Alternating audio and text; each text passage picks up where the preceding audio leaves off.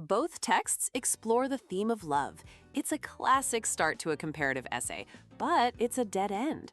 The best arguments don't just state that two texts are walking down the same street.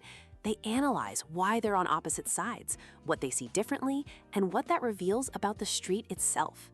True sophistication moves beyond a checklist. Consider this. Saying both The Great Gatsby and Death of a Salesman are tragic is a simple observation. But arguing that Fitzgerald's tragedy stems from a personal, idealistic flaw, while Miller's comes from a corrupt, crushing system, is a genuine insight. Suddenly, you're revealing how the same literary form can serve opposing ideologies.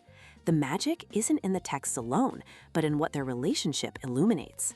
This means embracing complexity. A text is rarely just one thing. Fitzgerald isn't simply criticizing the American dream, he's ambivalent, mourning a lost idealism even as he exposes its corruption. Acknowledging this tension is crucial. It also means choosing your words with precision.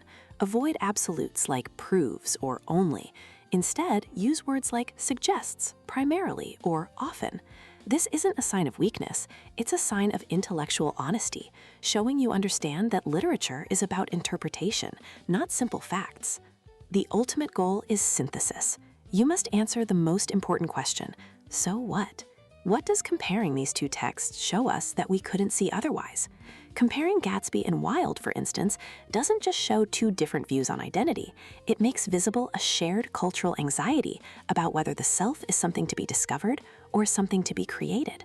That's an idea born entirely from the comparison. In the end, sophistication isn't about using big words. It's about making the act of comparison an act of discovery.